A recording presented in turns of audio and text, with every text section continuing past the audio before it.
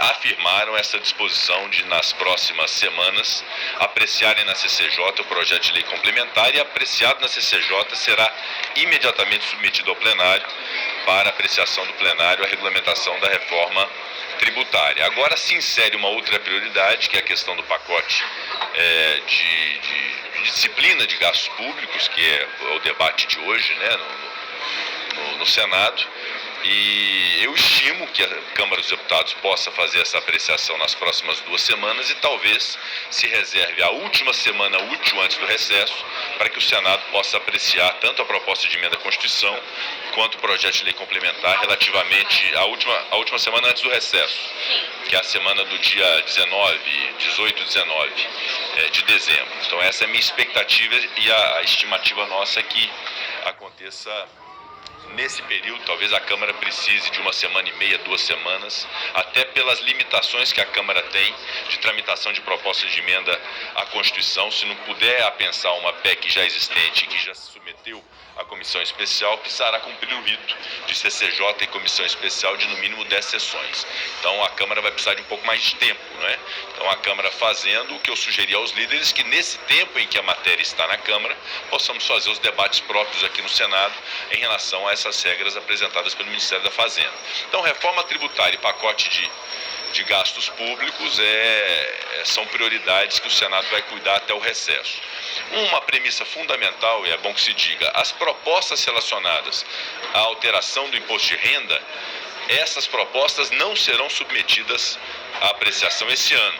Isso será objeto de uma ampla discussão ao longo de 2025, como foi a reforma tributária do consumo. Então essa dúvida ou esse esclarecimento é muito importante que a imprensa faça à população, porque aquilo quanto dito em relação à isenção de R$5.000, a quem recebe mais, pagar mais, etc., isso vai ser objeto de uma discussão longa ao longo de 2025 e não é para hoje. O que é para hoje é a regulamentação da reforma tributária do consumo e o pacote de disciplina de gastos públicos está sendo apresentado pelo Ministério da Fazenda. Na reunião de líderes, nós debatemos sobre outros projetos, foram solicitados pelos líderes. Eu tenho uma colinha aqui para não deixar esquecer nenhum dos itens, mas eu vou citar a vocês o que foi discutido na reunião de líderes a respeito das prioridades para as próximas 3 semanas.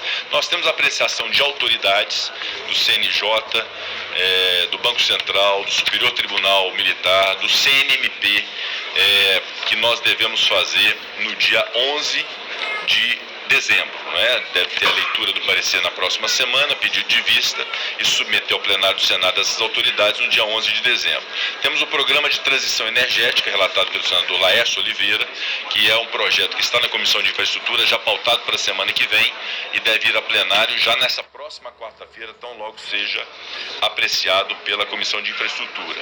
Há o projeto das cooperativas de seguros, que está na pauta, o PLP 143, nós retiramos para ajustes do relator, que deve retornar também nas próximas semanas à pauta do Senado.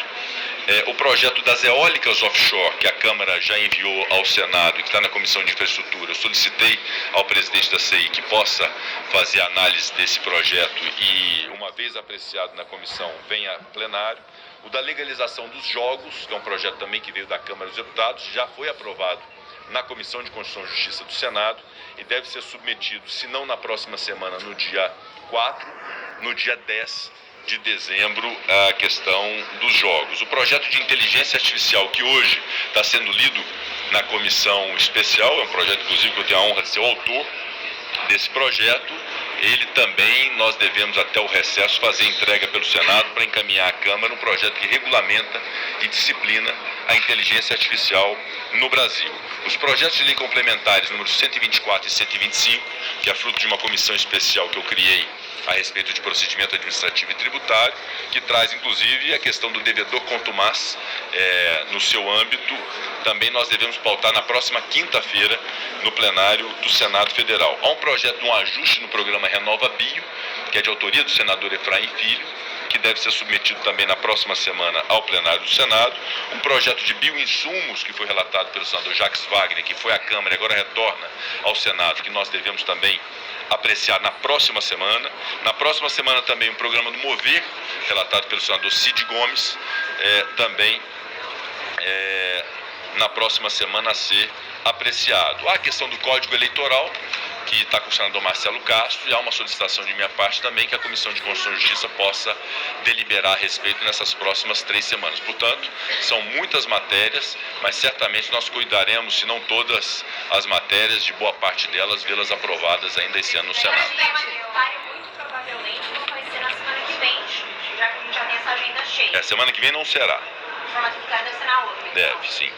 Medicamentos, presidente. É provável. Nós faremos uma sessão do Congresso Nacional na semana que vem, a pedido do senador Randolfo Rodrigues, que é o líder do governo no Congresso, do próprio governo. Há alguns PLNs pendentes de apreciação. A princípio está designada para a próxima terça-feira essa sessão do Congresso, mas há uma solicitação que se possa ter um pouco mais de tempo e eventualmente pode haver o adiamento para no máximo quinta-feira da próxima semana, para apreciação dos PLNs no âmbito do Congresso Nacional.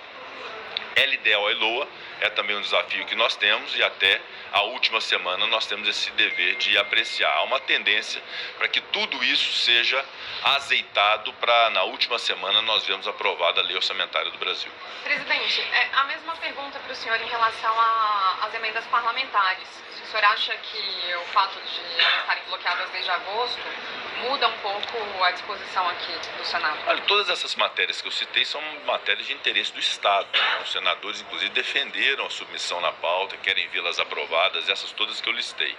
Eu acho que não há essa interferência em relação a essa questão das emendas, até porque o Congresso Nacional já deliberou e já aprovou um projeto de lei complementar que disciplina essa questão das emendas, conferindo a elas mais transparência, mais rastreabilidade, mais governança, na linha do que é pretendido pelo governo, pelo próprio Congresso, na linha da decisão do Supremo Tribunal Federal.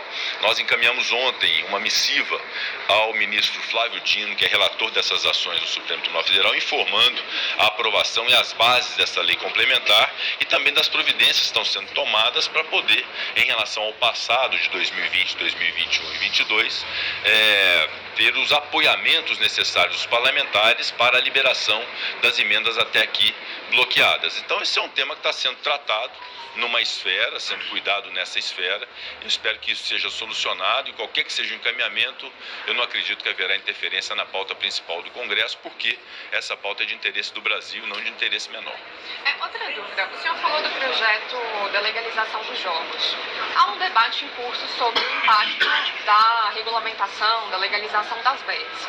Mesmo com esse debate, com essa reavaliação por parte da sociedade, o Senado vai insistir nesse projeto da legalização dos jogos de azar? Olha, essa é uma matéria que já foi aprovada na Câmara dos Deputados e houve, de fato, um erro nacional de termos o Brasil, o Congresso Nacional e outras legislaturas, ter permitido a legalização de apostas esportivas através de celular sem haver a legalização dos jogos físicos. Então, essa premissa é uma premissa que tem movido diversos parlamentares. Por isso, há diversos pedidos para ter essa apreciação, votando a favor ou não, sendo contra ou não, ter uma deliberação do Senado em relação à legalização ou não dos jogos no Brasil. Então eu considero que esse momento crítico que a vida nacional nos impõe dessas apostas esportivas sem controle, isso tem que ter um trato específico, e eu sou defensor disso, com o máximo controle possível, e até não desconsidero a necessidade eventual futura, se esses controles não forem suficientes, de proibir esse tipo de aposta. Mas outro cenário é essa questão da legalização dos jogos, que é algo que já veio da Câmara, conta com o apoio do governo, com o apoio de diversos segmentos, e o Senado precisa decidir se aprova ou não. Por isso, os diversos senadores pediram na reunião de líderes que possa ser submetido ao plenário, até porque já foi apreciado na CCJ. Só uma dúvida, o senhor citou uma série de autoridades, CNJ, talvez o ministro consiga responder isso também. Há 18 vagas nas agências reguladoras. Isso fica para o ano que vem, então? Então vamos nos esforçar, nós temos encontros nos próximos dias para tentar chegar a uma concepção em relação às agências. Se eventualmente for possível, fazemos esse ano. Se não, não há prejuízo também de deixar para o início do ano que vem. Tira a mão daí também. Não, ainda não. Não há nenhum encaminhamento ainda. Presidente, mas sobre a legalização dos jogos, o senhor acha que junto com esse projeto de legalização, vocês vão colocar também algum adendo de mais medidas de controle das bets? Esse projeto veio da Câmara, ele disciplina especificamente esses jogos físicos. talvez não seja esse caminho ou esse instrumento para poder resolver esse problema das apostas esportivas. E é importante que seja separado. Tá bom? Obrigado. Uma última questão.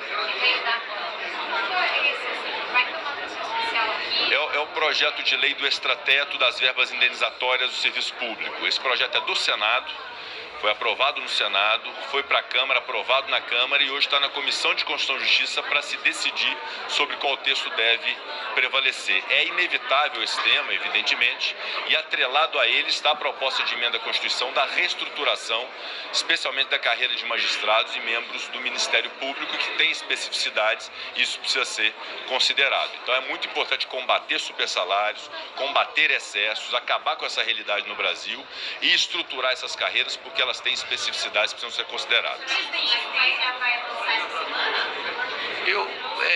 Vamos fazer uma avaliação com o conjunto. Até aqui não foi tratado a respeito desse tema, mas pode ser que venha esse encaminhamento do governo e a gente inclui essa.